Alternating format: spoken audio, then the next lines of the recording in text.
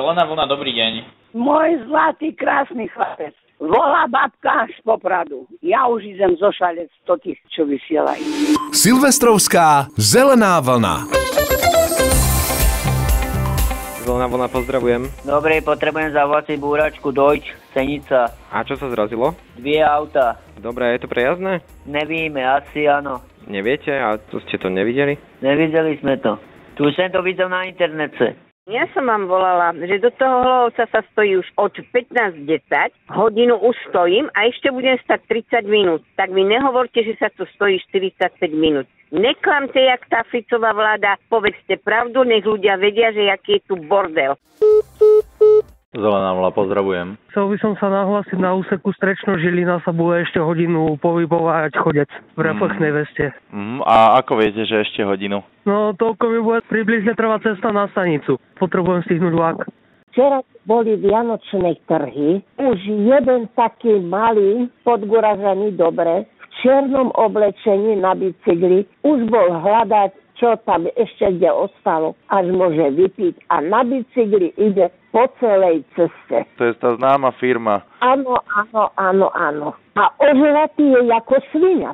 Není vám lepšie hlásiť, že kde nie sú zápchy, však to rýchlejšie vybavíte, jak to, čo hlásite stále, že kde sú zápchy. Nemám žiadne dopravné hlásenie, ale prosím vás, už zo 2 roky počúvam, ako hlásite názov mosta La Franconi.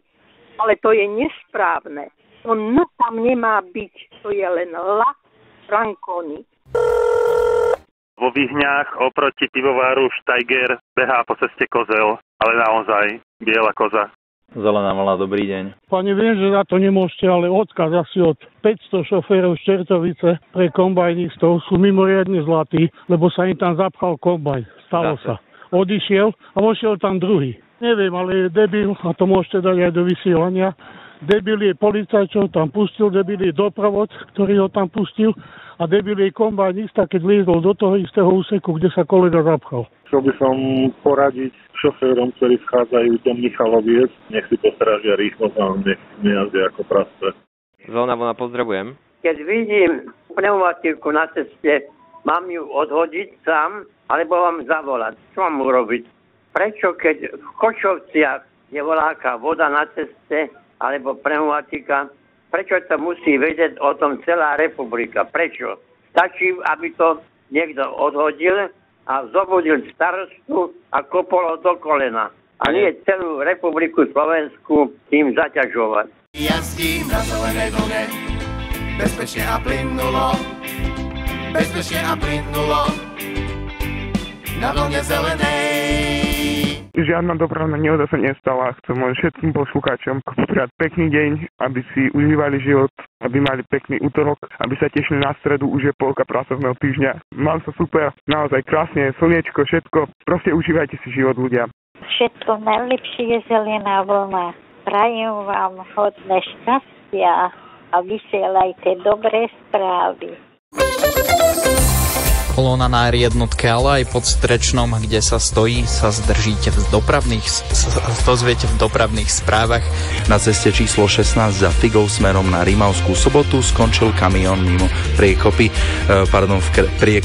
Na D1 pri odpočívadle Sverepec tiež znížte opatrnosť, tam smerom do Žiliny je v ľavom pruhu odstavené auto. Na novú nehodu upozorňujete v Sabinove v časti Okrúcany. Pozor na cestárov aj za Rimavskou Sobotou smerom na Bátku.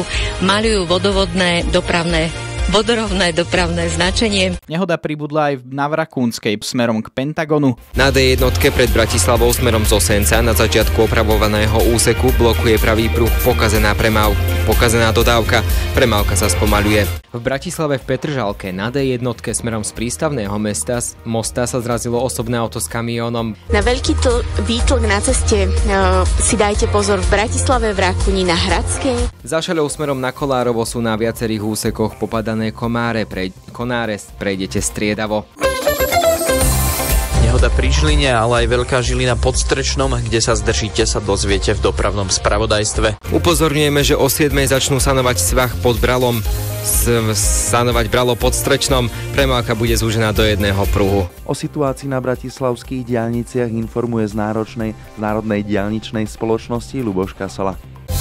Aktuálne nemáme hlásené žiadne závažné dopravné nehody, ale na diaľnici D1 je uzatvorená križovatka Bernolákovo-Chorvátsky Brod. Obcházka vedie po ceste 61. Nezabudnite jazdiť bezpečne a plynulo. Filip Kalousek, bezpečne a plynulo. Silvestrovská zelená vlna.